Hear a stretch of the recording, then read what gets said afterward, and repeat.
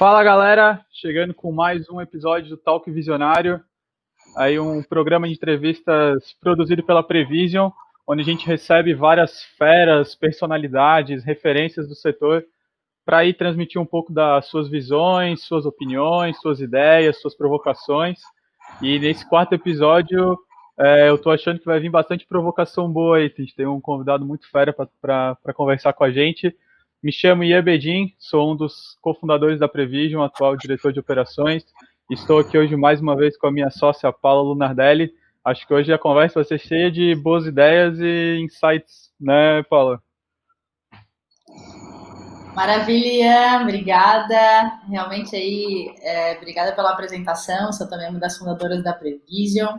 E assim como o nosso convidado especial de hoje, sou uma grande entusiasta e acredito muito no potencial, resultados da construção e da inovação na construção civil. O Fabrício está muito próximo a gente aqui na Vertical Construtec da ACAT. A Softplan é um dos patrocinadores e grandes motivadores, não só daqui de Santa Catarina, mas trazendo um novo ecossistema.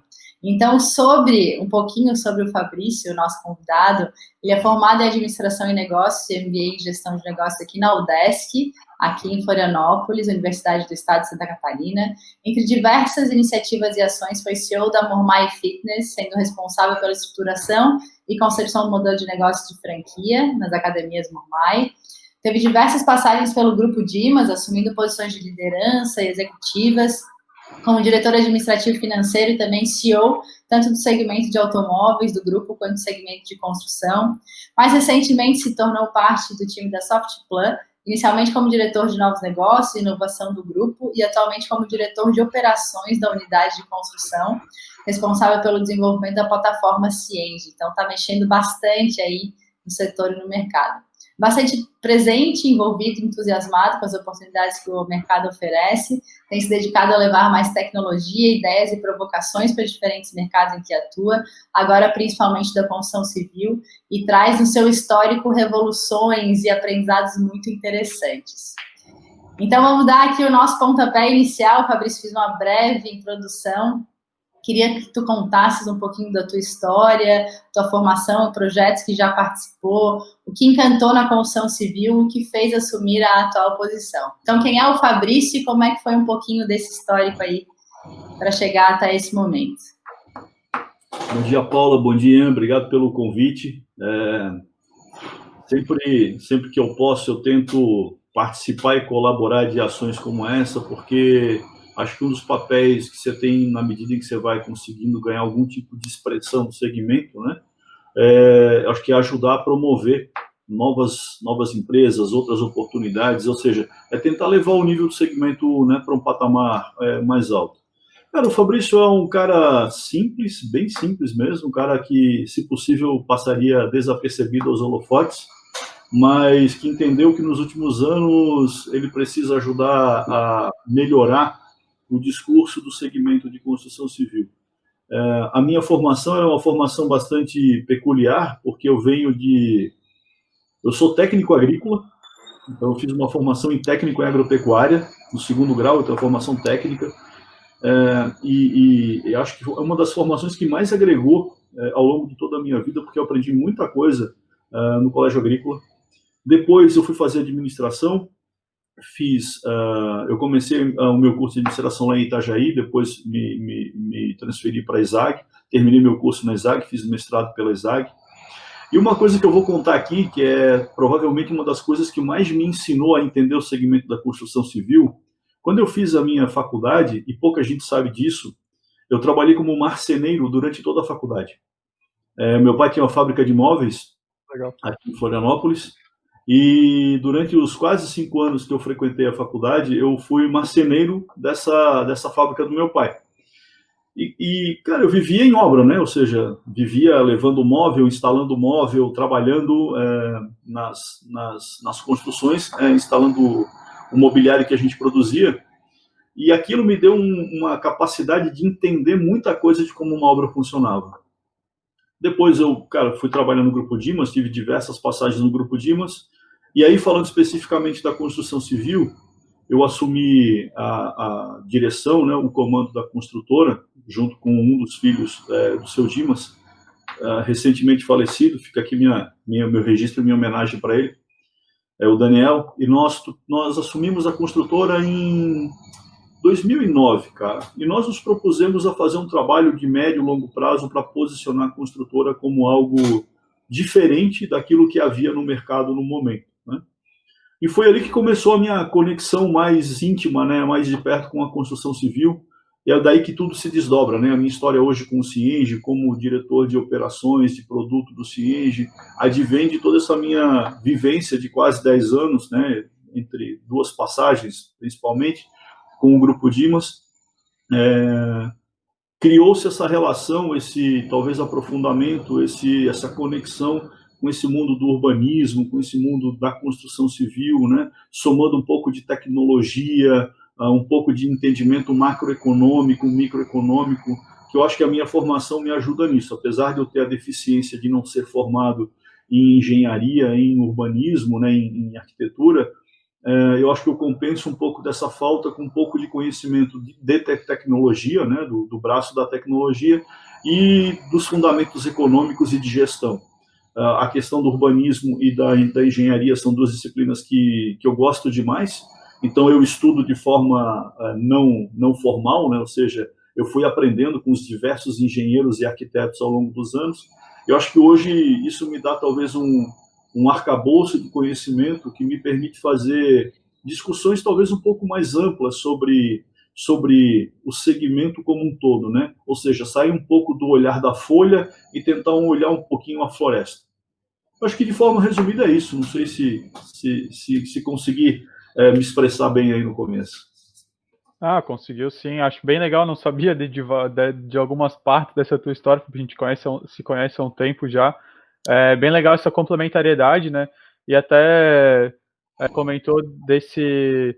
Não, já que eu não conheço pouco de engenharia, eu sei que eu tenho esses outros skills, né? Eu tenho esses outros conhecimentos aqui que me ajudam a compensar, e até falando um pouco sobre isso, assim, comentou na tua história, tu participou, né, se envolveu em mercados até mais maduros que a construção civil, em termos de industrialização, de organização, padronização, integração, como é o setor automobilístico, por exemplo, né, com o Grupo Dimas.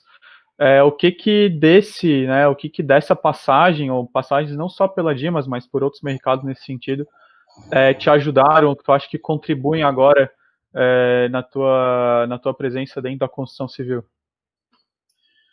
Cara, eu acho que essa pergunta ela é importante e interessante, porque talvez isso explique muitas das minhas falas ao longo do tempo, né, com relação à questão da construção civil.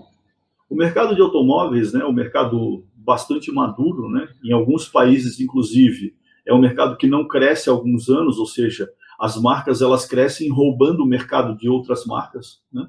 O que na construção civil, por exemplo, aqui no Brasil ainda não é assim. Também no segmento de automóveis não é assim. O mercado brasileiro de automóveis ele ainda tem espaço para crescer, né? Mesmo com todas as tendências de compartilhamento, com todas as questões talvez um novo urbanismo, né? O mercado brasileiro de automóveis ainda pode crescer, ou seja, existe espaço para as marcas crescerem sem tomar mercado das outras. E eu acho que a lição que eu trago da experiência com automóveis cara, a questão da eficiência operacional, né? Tanto do lado da indústria, de quem fabrica, quanto do lado das concessionárias, são segmentos que têm muito pouco espaço para erro, né? Uma concessionária de automóveis, ela trabalha aí, historicamente, com margens, em última linha, que variam de 1% a 4%. Ou seja, não existe muito espaço para você fazer bobagem, né? Nós brincávamos, o Daniel falava muito essa frase, e é verdade, a diferença entre o inferno e o céu numa concessionária de veículos normalmente é R$500 de margem por carro. Então você imagina que R$500, né, num carro de preço mais alto, ok, mas às vezes você está brigando por uma margem de R$500 num carro de R$30 mil, R$35 mil. Então, você era obrigado a ter uma eficiência operacional bastante azeitada, bastante ajustada dentro da concessionária de veículo. E no caso da cadeia produtiva, né, a indústria automobilística, eu acho que ela deu, ali na década de 70, quando ela organizou a sua cadeia produtiva, ou seja, quando ela começou a sair somente da fábrica de automóveis e começou a organizar toda a área de supply da cadeia para poder construir o automóvel, se você medir os saltos de produtividade da década de 70, 80 e 90 na indústria da construção civil, foram absurdos, né? Por quê? Porque as montadoras, e aí naquela época o mundo era controlado por 5 ou 6 montadoras, ou seja, elas controlavam 70, 80% do mercado.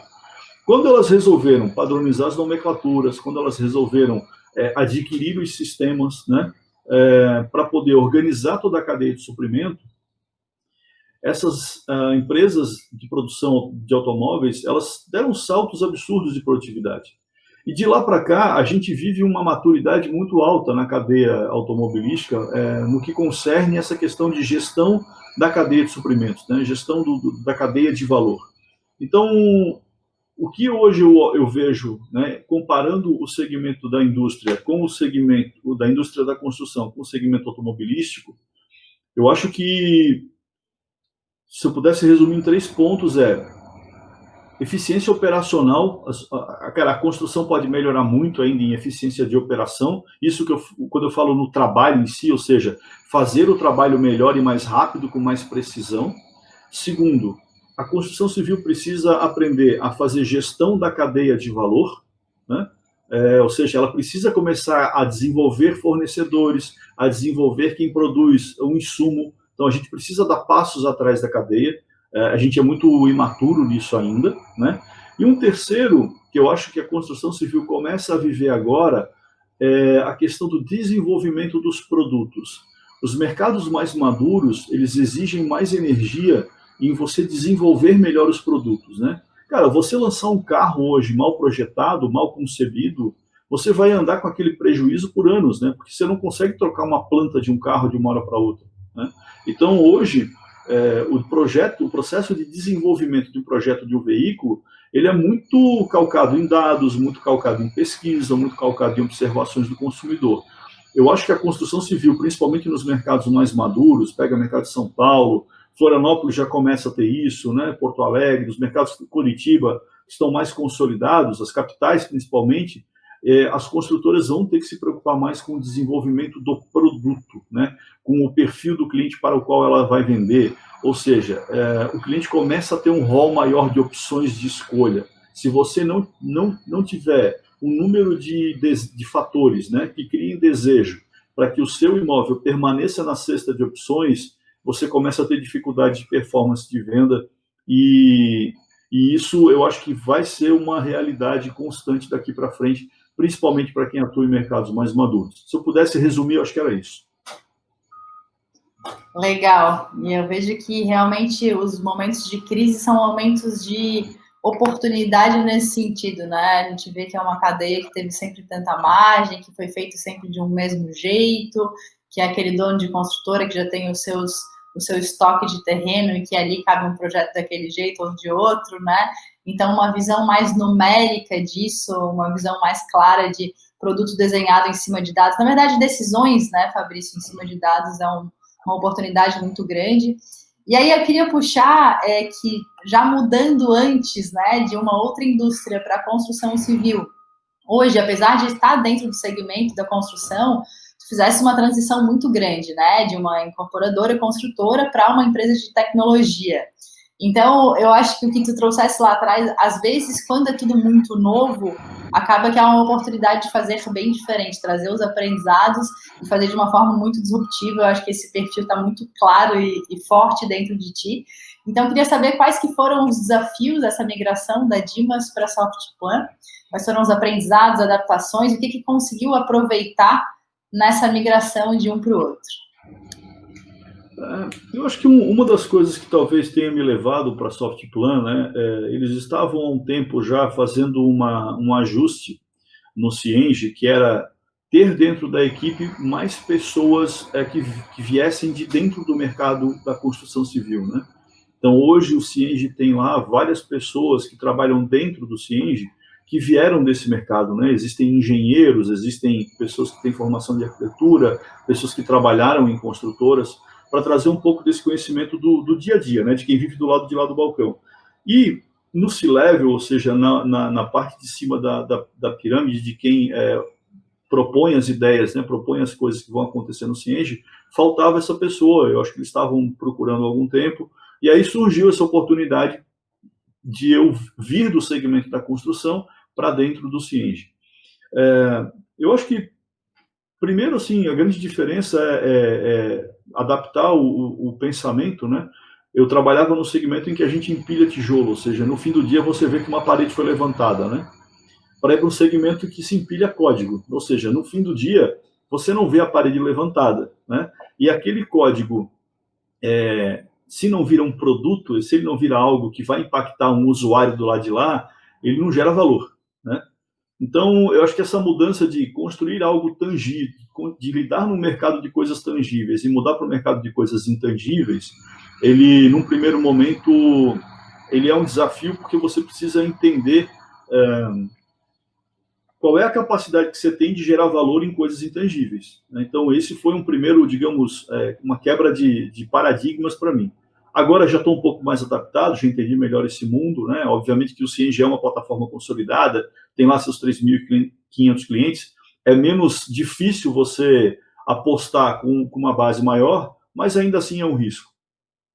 A segunda coisa que eu acho que eles queriam que eu trouxesse era um pouco da visão de quem opera a construção civil do lado de lá e como é que isso impacta, ou como é que isso é impactado pelo software, né? Eu tenho feito provocações e talvez o grande objetivo tenha sido esse, de, cara, como é que eu me torno um defensor da visão do cliente dentro da operação?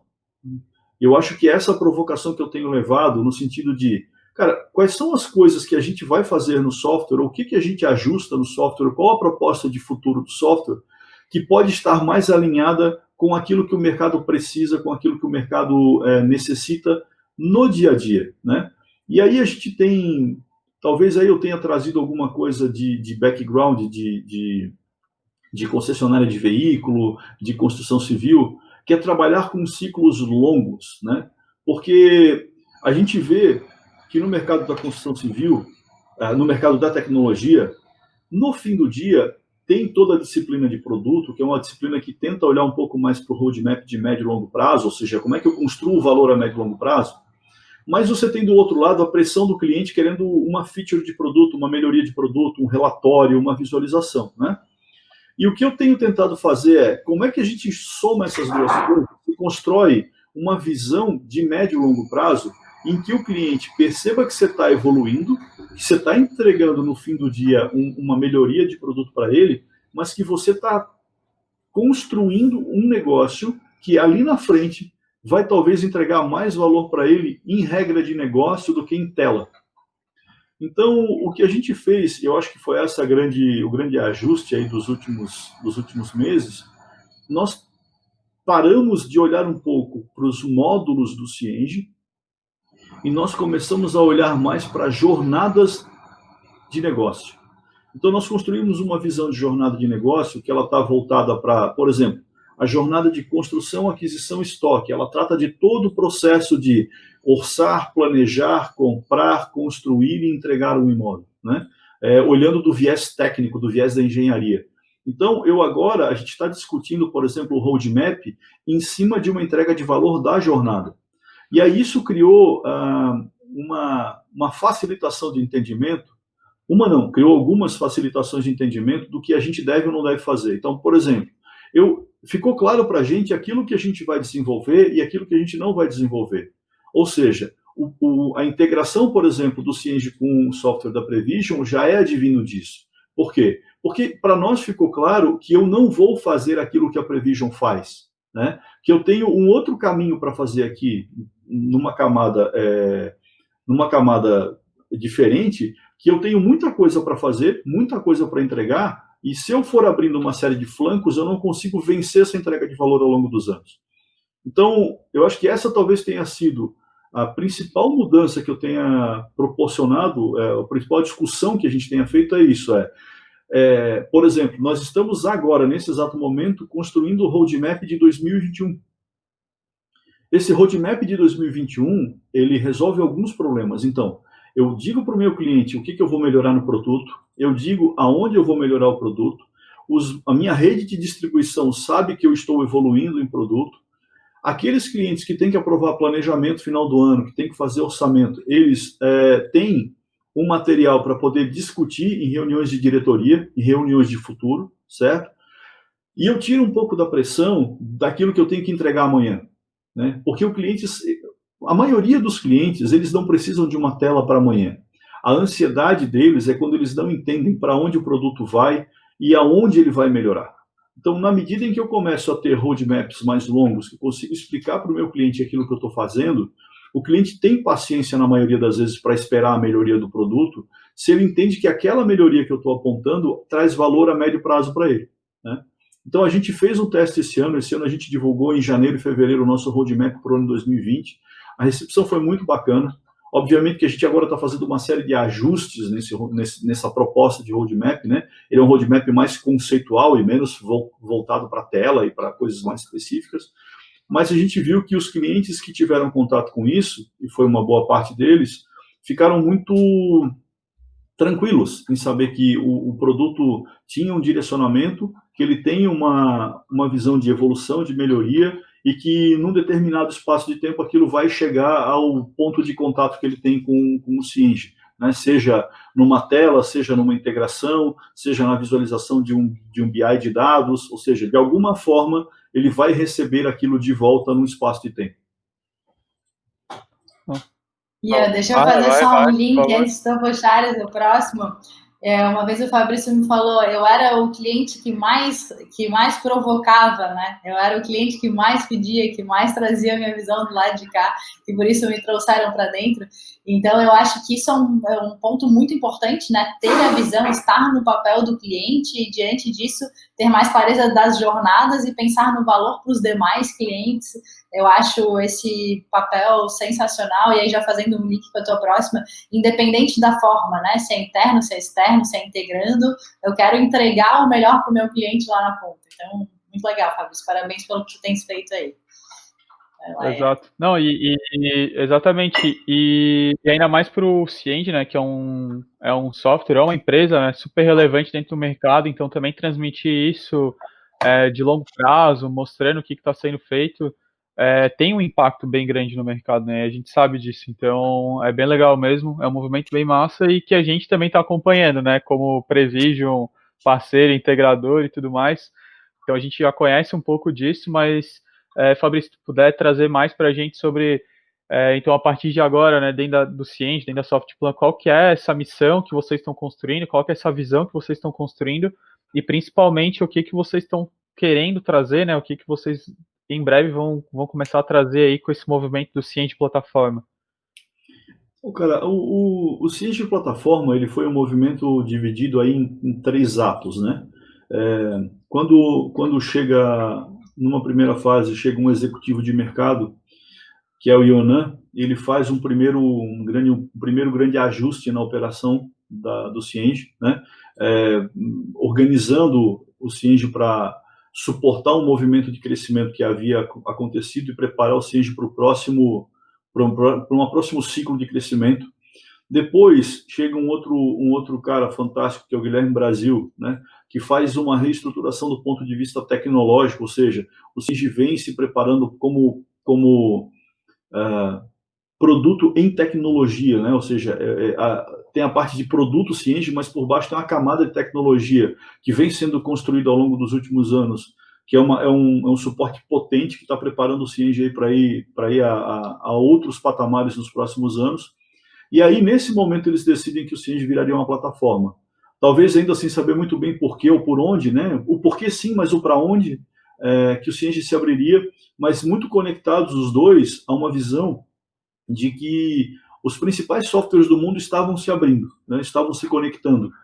Pegando aí o grande gancho, o exemplo maior, que acho que é o da Salesforce, né?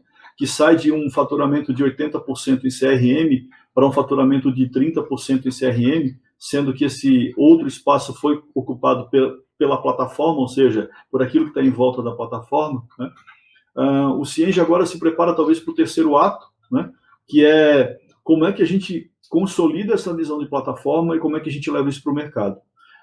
Então, o que eu tenho puxado lá é como é que a gente traz os parceiros para se conectar, e vocês têm acompanhado esse processo ainda é um processo difícil de ser feito, porque ele é muito embrionário, tem uma série de dificuldades, né? Desde dificuldades de integração tecnológica a questões contratuais, ou seja, a gente está aprendendo muito ainda com todas essas experiências, obviamente que cometendo erros e aprendendo com os erros, mas a nossa meta é que até o ano que vem nós tenhamos pelo menos aí uns 100 parceiros conectados, né? E quando eu falo parceiros aqui, é parceiros de toda a ordem, né? Desde Dropbox, Google até Prevision, ou seja, desde especialistas a parceiros genéricos conectados à plataforma, para que os clientes possam começar a montar as suas soluções, a montar os seus arranjos. Também que nós temos parceiros de negócio, ou seja, parceiros de consultoria, parceiros que levem outro tipo de conhecimento para a plataforma.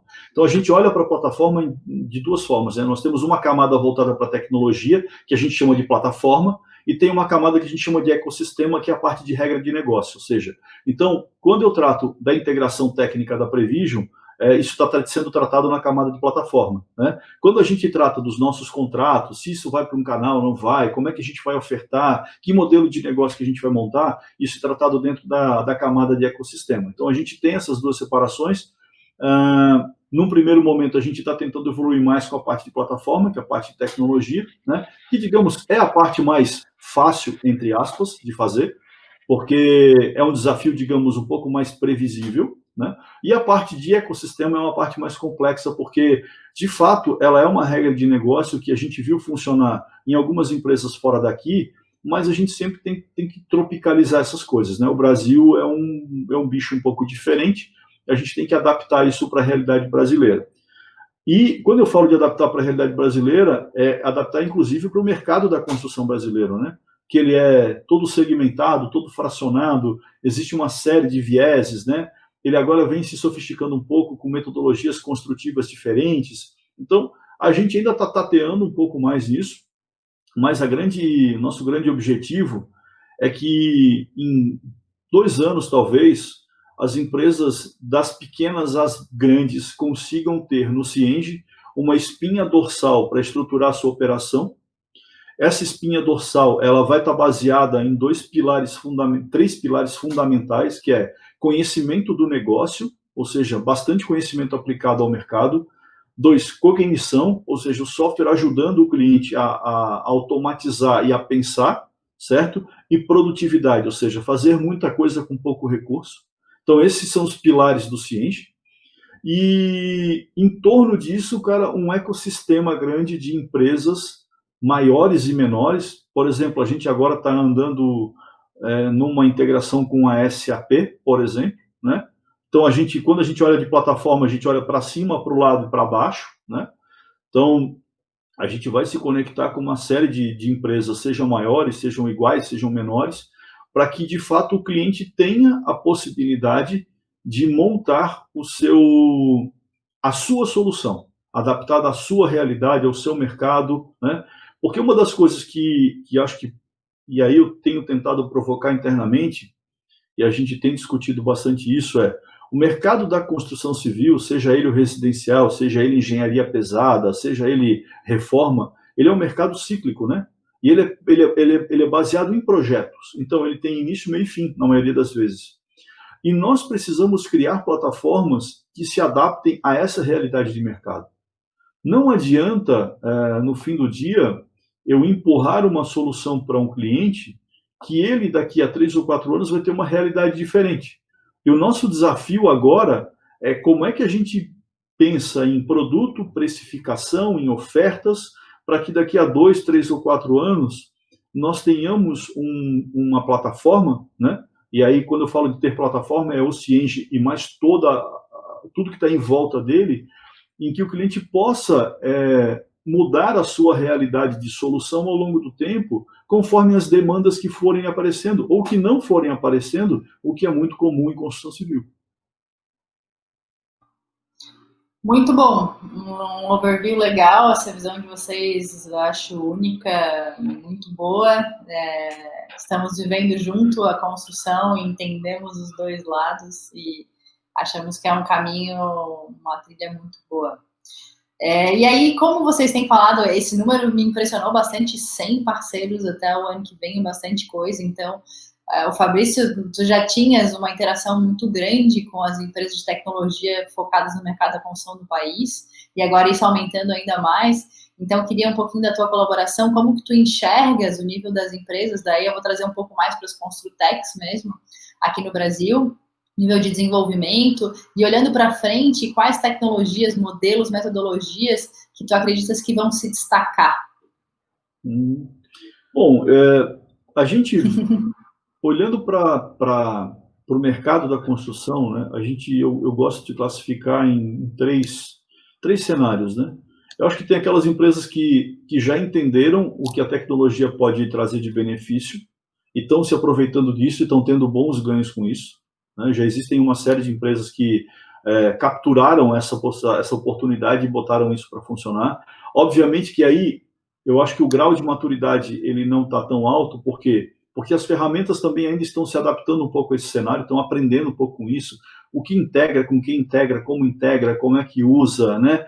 Tem canteiro que ainda não tem internet, tem canteiro com internet, tem canteiro em lugares ermos do Brasil, que não chega nem gente, quem dera chegar dados, né? Então, tem cenários muito diferentes, e aí acho que nós estamos aprendendo com isso, mas tem um grupo de empresas que já entendeu o valor da tecnologia, já tem usado. Tem um grupo de empresas que está descobrindo essa possibilidade, então ela está testando de forma mais módica, né? Mas aprendendo um pouco com isso, porque não é só aprender a usar uma ferramenta, é aprender um pouco também sobre tecnologia, o que é uma API, como é que isso se conecta, o que é um BI, então né? E tem um grupo de empresas que ainda não entrou nesse mundo, que até me parece ser a maioria, tá? Bom, qual é o nosso desafio? Eu acho que o desafio das Construtecs, ele passa por 2 pontos, né? Um deles, esse mercado ele é muito fragmentado e vive realidades muito diferentes. Então, se a gente não prestar atenção, talvez a gente esbarre num problema que é um gargalo de crescimento para as Construtecs, que é o seguinte: as empresas usam métodos de gestão muito diferentes, né? Nós ainda não temos no Brasil uma cultura de uma metodologia de gestão em construção civil que ganhou uma escala maior. Muita gente fala de Lean Construction, mas se a gente for olhar, ainda é pouca gente que adota o Lean Construction de forma aderente, de forma enraigada nas raízes, né, do sistema de gestão da construtora.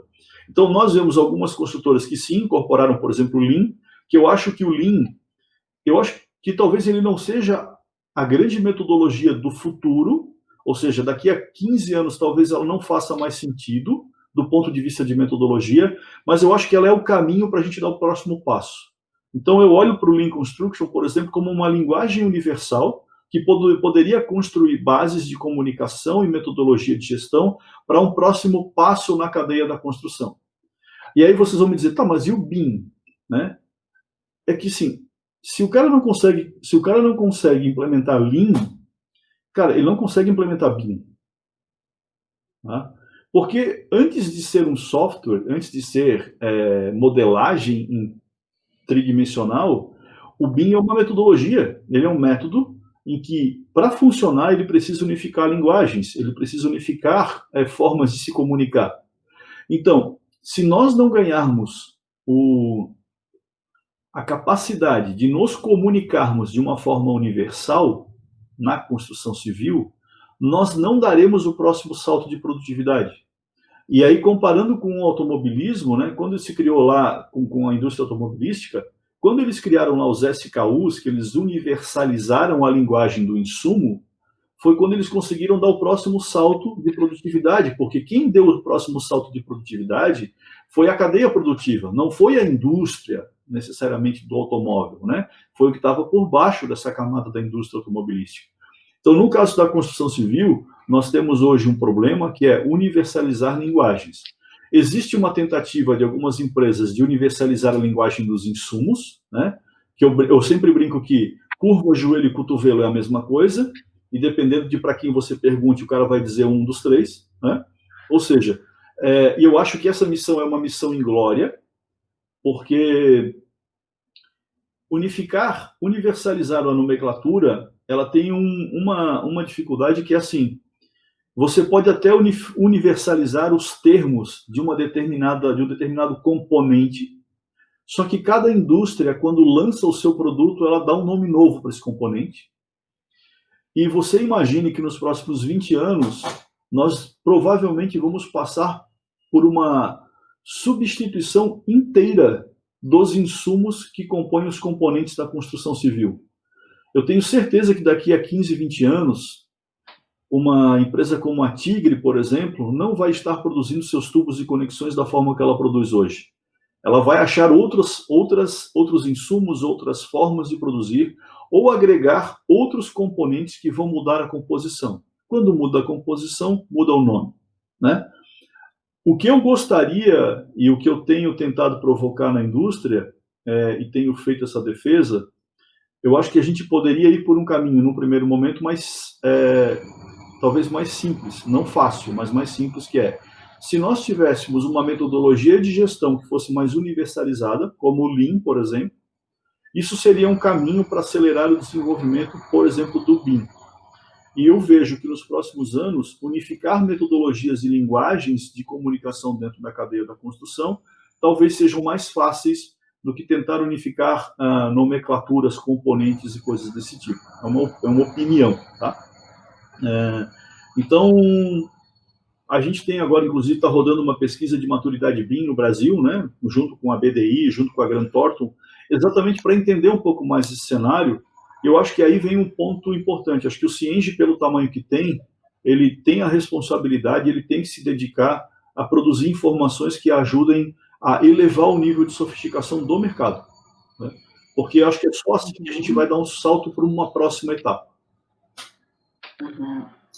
O que a gente não mede, não mede, não consegue evoluir, né? Então a gente vê muito ciclo que a construtora termina aquela obra e aquela informação fica lá guardada, não existe uma EAP conectada, não existe.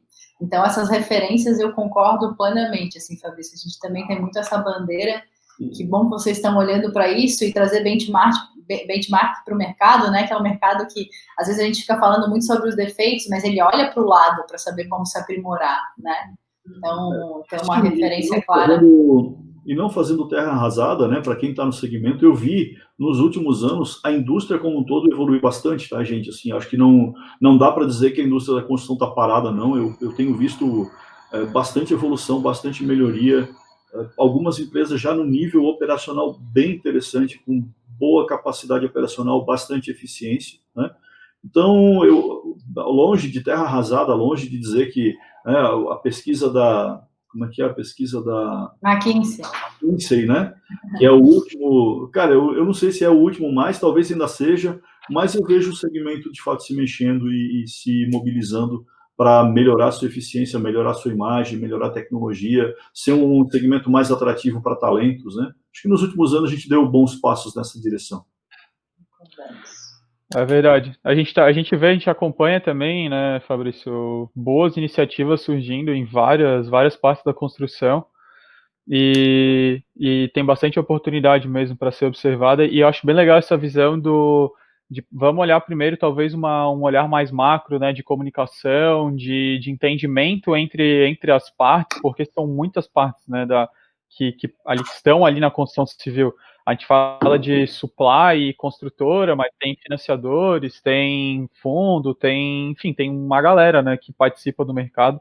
E realmente, quando a gente começa a conversar com o pessoal, quando a gente começa a se inserir, a gente vê que cada um fala uma língua, cada um está prestando atenção em uma coisa, e a gente às vezes não acaba não se entendendo no processo como um todo, assim. Então, e é bem legal, e trouxe o Lean e o BIM, né, são duas metodologias, e é também legal fazer esse entendimento de o que não é só tecnologia, né? Tecnologia, no final das contas, ela é uma ferramenta que vai impulsionar tudo isso, né? Ela acelera esse tipo de desenvolvimento, mas quando a gente está conversando sobre essa transformação, no final das contas, ela fala muito mais sobre maneira de pensar, modelo de negócio, modelo de financiamento, metodologia de trabalho, como a gente se comunica, como a gente gere pessoas, como a gente se comunica com o cliente. Então, e até falando um pouco sobre essas várias maneiras de pensar, né, o método construtivo, enfim, o método de planejamento, de financiamento. A gente sabe que tu tem uma voz muito forte quando a gente fala sobre industrialização, né, que tu gosta bastante desse assunto, acho que também trazendo um pouco do teu background de automobilístico, né? Então, que a gente queria que tu contasse um pouco mais sobre essa tua visão, sobre a industrialização e como é que tu enxerga, né, esse desenvolvimento, essa ferramenta. Né? Bom, eu tenho uma história com a Brasil ao Cubo, né? Esses dias eu até fiz um post lá no LinkedIn de uma foto que o Ricardo me mandou, nossa primeira reunião de mentoria da Brasil ao Cubo. Eu conheci a Brasil ao Cubo através do projeto da Mormai, né? O Henrico teve uma relação com eles, depois trouxe a Brasil ao Cubo até mim. Eu acabei conhecendo eles. E aí, olhando um pouco para a construção civil, eu acho que ela tem uma dificuldade hoje, que é assim, se a gente for olhar, nós olhamos empresas de engenharia aí de longa data, a gente vê que elas construíram vários acervos técnicos do ponto de vista de conhecimento de engenharia, né? Por quê? Os engenheiros, eles estão lá, principalmente os engenheiros de escritório, eles foram construindo ao longo dos anos um conjunto de conhecimentos, de informações, que foram criando um acervo e uma forma de projetar e construir daquela construtora, né? Então, isso é meio que o DNA daquela construtora, né? Isso está lá guardado. O problema é que nas obras, imagine o seguinte, na obra, a gente faz uma obra, a gente monta uma fábrica a cada 3 ou 4 anos. Se você comparar com o automóvel, eu construo uma fábrica na década de 60, na década de 70, e eu vi ao longo dos anos melhorando aquela fábrica. Eu fui mexendo no layout, eu fui mexendo no maquinário, eu fui robotizando a fábrica, eu fui mexendo em linha de desmontagem, eu fui mexendo nos galpões em volta, onde trabalham os meus fornecedores, para melhorar a questão do just-in-time, para melhorar a transposição de estoque, transbordo de estoque. Como é que eu faço isso num prédio que eu monto e desmonto ele a cada 5 anos? É muito difícil você fazer melhoria contínua na construção civil, porque particularmente, você tem a parte de engenharia de escritório, que sim, existe um processo de evolução contínua, existe um processo de melhoria ano após ano, esses engenheiros têm uma cultura de acumular conhecimento, né? Acho que talvez pudesse melhorar um pouquinho, transformá-lo em metodologia, mas existe sim uma preocupação dos engenheiros e arquitetos que estão no escritório de guardar esse conhecimento, de levar esse input para o próximo projeto, isso é fato, mas durante a execução da obra, isso é muito difícil de ser feito, porque eu monto e desmonto uma fábrica a cada 3 ou 4 anos, e as minhas equipes normalmente não são as mesmas. É muito difícil uma construtora manter as mesmas equipes para criar esse processo de melhoria contínua. Então, eu entendo que nesse ponto, a construção industrializada ela leva uma vantagem. Por quê? Porque eu consigo criar processos de melhoria contínua dentro de uma fábrica, né? E tem um outro ponto que eu acho que a construção, um dos pênaltis para a construção não evoluir mais rápido é que você não consegue criar protótipos na construção. Como é que eu prototipo um prédio? Não dá para prototipar um prédio, né? Uma casa eu até consigo, fazer protótipo de casas, né? Mas no caso de um prédio é muito difícil você prototipar. Por quê? Cara, cada cidade tem um plano diretor, as regras são diferentes, o meu prédio vai ter altura diferente, tamanho diferente, um subsolo, o outro sem. Então é muito difícil criar protótipos. Eu acho que isso impede uma evolução de tecnologia construtiva e de melhoria de performance na construção civil como um todo. É uma dificuldade do segmento. Então, ele tem que lidar com isso. No caso da construção em fábrica, na construção off-site, né, nós temos aí a possibilidade de fazer isso e de ter processos de melhoria contínua. Então, eu acho que é por isso e para isso que a construção modular vem, né? Obviamente, que aí um outro ponto que eu defendo as construtoras incorporadoras, as construtoras de engenharia pesada, aquelas que trabalham em segmentos corporativos, eu acho que, muitas pessoas têm me feito essa pergunta, o que é melhor? Cara, não tem melhor. Eu acho que agora, nós, do segmento, né, eu digo nós porque eu ainda tenho uma relação muito próxima com a construção civil, eu sou sócio de uma construtora, eu sou conselheiro de outra, eu sou mentor, estou muito perto do pessoal do Brasil ao Cubo, para exatamente manter essa conexão com o mundo da construção civil. Eu acho que nós da construção civil teremos que ser mais versáteis e mais inteligentes para sacar a melhor opção de dentro da gaveta quando necessário, né? Teve um cara que eu trabalhei um tempo atrás, chamado Gustavo Hartmann, e ele usava uma metáfora muito legal, que ele falava de canivetes suíços e caixas de ferramentas, né? E ele trabalhava muito com aplicativos, e ele falava, cara, eu posso ter um aplicativo que é um canivete suíço, que é um aplicativo de banco, por exemplo, que faz de tudo, e eu posso ter um aplicativo que é uma caixa de ferramentas, ou seja, ele é um grande, digamos, eu tenho um grande framework por ali, mas eu tenho muito mais ações especializadas, ou seja, eu faço coisas especializadas com determinadas partes daquele meu conjunto de soluções. Então, por exemplo, eu vou montar uma solução de educação dentro de uma empresa. Cara, eu posso ter eventualmente um eixo fundamental, mas eventualmente uma ferramenta de gamificação, eu puxo uma ferramenta específica. Uma ferramenta de engajamento, eu puxo uma outra ferramenta específica. Ou seja, eu tenho talvez soluções que para determinadas situações elas sejam mais efetivas do que uma solução um pouco mais genérica que tente resolver tudo. De certa forma, é a grande dificuldade dos ERPs, né? O ERP, se ele tentar resolver tudo, dificilmente ele vai conseguir, porque são muitas frentes e muitas realidades distintas. Mas tem um conjunto de coisas que ele vai conseguir fazer muito bem. Então, olhando hoje para o Cienge, comparando o Cienge com a construção civil, a nossa visão é uma visão de caixa de ferramenta, não de canivete suíço. Então, tem algumas soluções que nós vamos fazer muito bem, só que nós entendemos que nós vamos ser uma grande caixa de ferramenta para o cliente, em que eu tenho a estrutura, eu abro a minha caixa de ferramenta, eu tenho as gavetinhas para separar os dados, eu tenho as minhas camadas para poder organizar o financeiro, organizar a parte de engenharia, organizar a parte de planejamento, né? Mas quando eu tiver que ir lá medir a obra, quando eu tiver que ir lá fazer uma verificação específica na obra, provavelmente existem ferramentas que fazem isso melhor do que eu. Né? Então, nesse caso, conecta com a Prevision, conecta com outra empresa que possa fazer isso melhor para você naquele momento, que entrega valor naquele momento. No caso da construção civil, eu acho que vai ser a mesma coisa. Eu não posso fazer um plantão de vendas da mesma forma que eu construo um prédio. Né? São naturezas diferentes.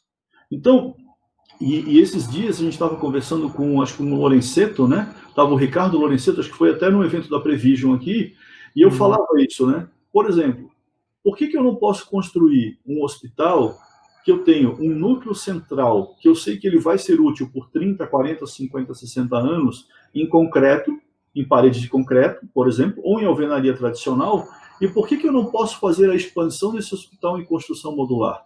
Sabendo que, como aquela minha população ela pode oscilar ao longo dos anos, aquele núcleo menor, eu sei que ele é útil para a população mínima por 50 anos. Mas eu expando e diminuo esse hospital na medida em que a população cresce ou decresce. Né? Por que eu não tenho, por exemplo, salas de aula, né? Colégios? Por que eu tenho que construir um monstro de um colégio se eu posso ter, eventualmente, uma parte menor desse colégio construída em alvenaria, né? De forma tradicional, e aí eu tenho os benefícios de uma alvenaria tradicional, eu tenho vantagens também, não é... Né? A alvenaria tradicional tem os seus benefícios, tem as suas vantagens, e por que eu não modularizo a expansão das salas de aula ao longo do tempo, né, com construção modular? Então, eu acho que o que nós vamos ver nos próximos anos não é uma coisa de melhor ou pior, mas é a capacidade que as empresas vão ter que adquirir de conjugar as soluções para poderem tirar vantagem das várias metodologias que a gente vai ver. Legal, Fabrício. E cada um olhar o seu caso, né?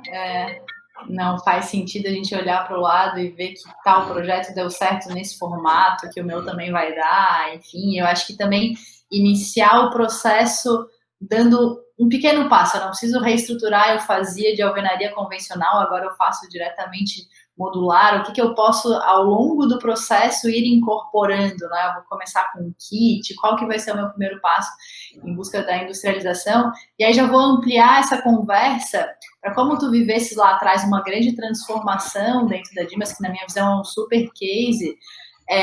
Como que tu entendes, qual que é a dica para quem quer começar, quem começou a transformar modelos, tecnologias, e olhando, né, pelo olhar da construtora, e já emendando nessa conversa, qual que é o papel da liderança nesse sentido, né? A visão de cultura, qual que é o impacto que isso vai gerar lá na frente? Vamos lá. Não existe transformação digital sem mudança de forma de enxergar as coisas. Então, a primeira transformação que tem que ser feita é com as pessoas, né?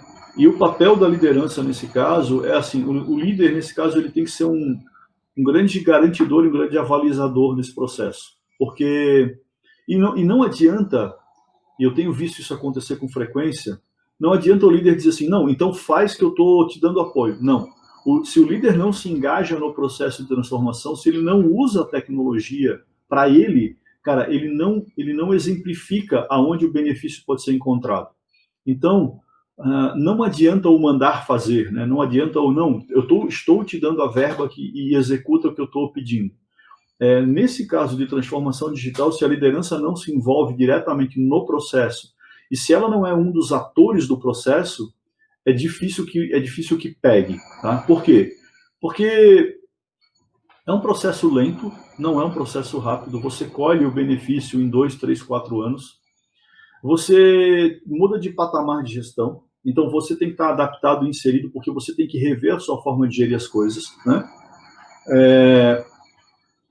E se você não mexe na cabeça das pessoas, e mexer na cabeça das pessoas tem uma relação de confiança, ou seja, as pessoas precisam acreditar em alguém, porque em algum momento aquilo é um salto no escuro, porque você vai desconstruir o que você conhecia para tentar construir alguma coisa nova, né? Até por isso que eu recomendo que para a maioria das empresas que nunca fizeram ou estão entrando nisso, façam de forma gradativa, né? Não tentem fazer isso de forma geral e arquibancada, porque, de fato, existem vários riscos envolvidos nisso.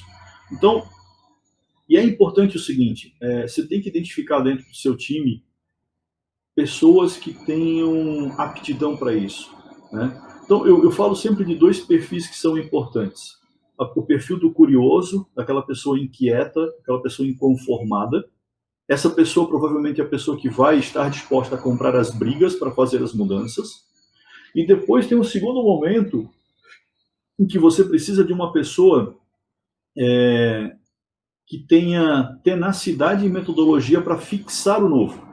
Então, são 2 momentos. Eu desconstruo o antigo e proponho o novo. E para isso eu preciso de uma pessoa, via de regra, inconformada, inquieta, uma pessoa, a gente brinca que é quase que briguenta, assim, aquela pessoa que quer comprar aquelas brigas desconfortáveis, né?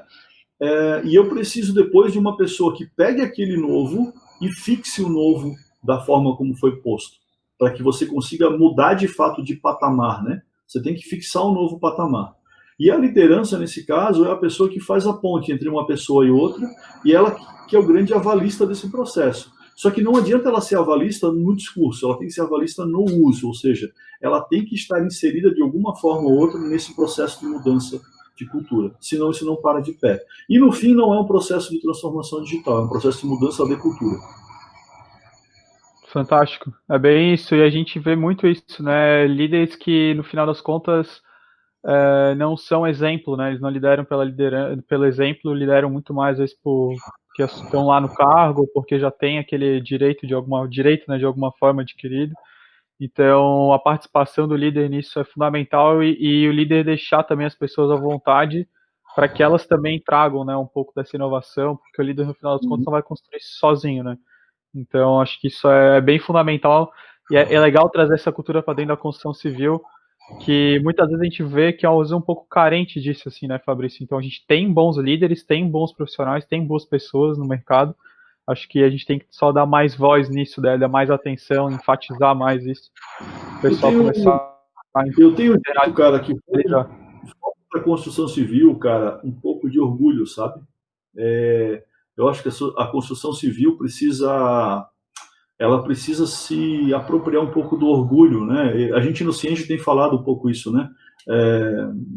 O slogan do Cienge é: nós construímos o software para quem constrói o Brasil, né? E, gente, assim, se a gente for olhar, eu moro num prédio que foi construído pela construção civil, vocês trabalham, vocês estão numa casa, num apartamento que foi construído. As pessoas que estão indo no hospital, é um hospital que foi feito pela construção civil. As estradas que a gente roda foram feitas, ou seja, é um segmento fundamental, né? Porque sem ele não tem desenvolvimento. Obviamente que eu acho que às vezes a gente confunde a construção civil com uma atividade fim. Eu olho para a construção civil como uma atividade meio. Eu sempre gostei de olhar para ela como uma atividade meio. Assim como a tecnologia. Às vezes eu vejo algumas frentes de tecnologia se perdendo porque elas acham que são atividade fim. Não, é uma atividade meio, né? A gente leva alguma coisa para algum lugar. A construção civil também é. Mas como atividade meio, ela é fundamental porque sem ela as coisas acabam não acontecendo. Então, eu acho que a construção civil devia primeiro ganhar um sentimento de orgulho, porque ela é importante, ela é fundamental, né? E absorvida desse orgulho, eu acho que ela pode se posicionar de uma forma diferente para, cara, promover mais transformação, promover melhoria, atrair mais talentos, né? A gente tem visto gente de outros segmentos vindo para a construção civil. Cara, eu tenho visto esse movimento no geral com bons olhos. Eu acho que a gente deu bons passos nos últimos anos em direção a uma revitalização do segmento. Oh, e era um movimento que a gente via às vezes ao contrário, né? Eu cansei de ouvir na faculdade, eu nem saí da faculdade há tanto tempo assim, de engenheiro civil que é CEO de uma grande indústria, é executivo num outro lugar e não necessariamente é ligado à construção civil, né? Então é legal também de ter esse movimento contrário, onde a construção civil acaba agora chamando mais atenção, acaba sendo mais sexy, né? Então a gente acaba trazendo talentos diferentes, dá uma oxigenada nas ideias. Acho que isso é fundamental para o setor mesmo, e eu sou total partidário nessa. A Paula também com certeza, eu sei disso, de que a gente tem que trazer novas ideias e também tem que engajar a galera da construção civil para dentro do nosso mercado, né? Mostrar que a gente não é tadinho, né, Fabrício? A gente tem um monte de coisa boa aí para entregar. Muita coisa boa, cara. Tem muita coisa boa, né? A gente tem um novo marco de saneamento aí aprovado, acho que vai ter um movimento grande de demanda nos próximos anos. Cara, nós temos cidades inteiras para ser construídas, né, cara? Se a gente olhar o Brasil é muito incipiente ainda, né? Nós temos muita coisa para acontecer. Então, nós temos problemas, cara, como tem em outros países, cara. A gente muda um pouco o tipo de problema, mas tem. Mas a gente tem um país para ser feito, a gente tem um processo de infraestrutura grande para ser entregue. Então, se o Brasil acertar a mão em algum momento, eu acho que a construção civil aí pode ser um mercado interessante nos próximos 7, 8, 10 anos. Em vez de pular fora, tem que ver como oportunidade, né? Lá atrás, quando eu estava me formando, eu realmente vi muita transformação. Eu falei, ninguém fala de transformação, todo mundo faz igual aqui. Então, em vez de não fazer parte disso, vou fazer eu aqui a minha parte e transformar um setor que tem tanto impacto, né? Ambiental, social e econômico. Mas vai lá, Ian. Bom, Fabrício, chegando agora para os nossos fechamentos, na verdade, já deu vários insights, né? Provocando um monte de ideias legais aí. Mas eu queria que tu deixasse uma mensagem final aí para os empreendedores, no final das contas, né, os empreendedores da construção civil, não só os novos, mas os que estão começando a empreender, ou que estão reinventando os seus empreendimentos, né? Que mensagem final tu poderia deixar aí ou conselhos que tu poderia deixar para essa galera? Cara, eu entendo que assim, o fato de talvez ser um segmento um pouco mais atrasado em transformação digital, né, um pouco mais, talvez, atrasado em gestão logística, em arranjos financeiros, eu acho que existe muita oportunidade nos próximos anos na construção civil e existe muito espaço para ganhos de escala dentro, né, do processo produtivo, dentro do processo de financiamento, dentro do processo de comercialização, dentro de projeto, né? Se eu pudesse deixar uma mensagem, assim, cara, nada acontece do dia para a noite, né? Às vezes eu vejo algumas pessoas achando que as coisas são simples e fáceis, não são. E no caso da construção civil, ele é um segmento de natureza de longos ciclos, então você tem que ter paciência. Mas eu acho que, principalmente para as gerações um pouco mais novas, se persistirem um pouco dentro do segmento, eu acho que existe um número de oportunidades quase que infinitos nos próximos anos na construção civil, né? Tanto para quem é da construção, ou seja, tanto para quem tem a natureza como construtor, né, incorporadores, construtores, prestadores de serviço, quanto para quem está levando tecnologia para o segmento. E, por último, o que eu recomendo é assim, eu acho que eu tenho visto, no geral, pouco aprofundamento no conhecimento das entranhas da cadeia. ela é uma cadeia mais sofisticada e mais complexa do que a maioria imagina, tá? E eu tenho visto algumas pessoas se aventurarem para o segmento da construção civil vindo de outro mercado. Eu gosto da ideia de que pessoas venham de outro mercado para impactar o segmento. É ótimo isso e estimulo isso. Eu só acho que vai levar mais tempo do que se imagina para entenderem como o segmento funciona. Ele é um segmento complexo, ele é pulverizado, ele não tem nenhum grande ator no determinado lado da cadeia que unifique a linguagem, né? A cultura de consumo é muito diferente. O grande comprador de imóvel no Brasil hoje é a classe mais baixa, né? Via financiamento governamental. Então, se você não entender essas nuances da cadeia da construção, a indústria pesada, a indústria leve, o mundo das franquias, o mundo das reformas, né? Existem N mundos de construção civil dentro do segmento. Então, se as pessoas não melhorarem essas leituras, elas vão levar mais tempo para poder avançar no processo de melhoria, de sofisticação, de entendimento do mercado. Então, eu acho que existe muita oportunidade, sim, mas entendam que é um segmento mais lento por natureza. A natureza dele é ser mais lenta e, em função disso, você leva um pouco mais de tempo para aprendê-lo, né? Então, é um segmento que você não aprende do dia para a noite. Então, mas uma vez que você aprenda, uma vez que você domine, que você tenha o estado da arte de como funciona a cadeia da construção, existe muita oportunidade dentro dela. Muito bom. Eu queria mais uma aula. Eu acho que qualquer conversa que a gente faz com o Fabrício, seja de corredor, ele sempre tem uma visão diferente das coisas, muito prática. Eu acho que essa dica é muito boa, Fabrício. Não é fácil, né? E não entender como funciona efetivamente, como no final das contas é um mercado muito gordo, como a gente sabe, né? Tem muita grana rolando e diante desse novo cenário de pandemia, no final das contas, as empresas estão, né? Esse mercado está mais em pauta, então o cuidado e a resiliência para entrar nisso. Queria mais uma vez agradecer muito por tudo que a gente tem aí de conexões, teu tempo é precioso, a gente sabe disso, que tem aqui muita gente assistindo para aprender e impactar junto com a gente esse mercado. Uma ótima semana por aí e até logo. Valeu, gente. Obrigado pelo convite. Espero que tenha sido útil, né? Eu, na medida do possível, tento atender todo mundo. As pessoas podem me encontrar lá no LinkedIn. Nem sempre eu consigo dar as respostas no tempo devido, porque a agenda é uma maluquice. Mas, na medida do possível, eu tento dar atenção, né, para todo mundo que me pergunta alguma coisa ou me questiona sobre algum assunto lá pelo LinkedIn, que é a minha rede social oficial aí. Então, fico à disposição de vocês e espero contribuir, espero que vocês tenham sucesso aí nos próximos anos de vida das suas empresas. Boa, brigadão, viu, Fabrício? Agradecer novamente a tua presença. Lembrando também para o pessoal que a gente tem mais episódios do Talk Visionário aí no nosso canal no YouTube. Segue a Prevision nas redes sociais, segue o Fabrício nas redes sociais. Procura mais conteúdo no nosso blog, os nossos webinars. E, Fabrício, muito obrigado de novo, viu? Até a próxima. Conteúdos do Cienge, né? E que também tem muita força. Então vale a pena. Valeu, pessoal. Valeu, tchau. gente. Até logo. Tchau, tchau. Até mais.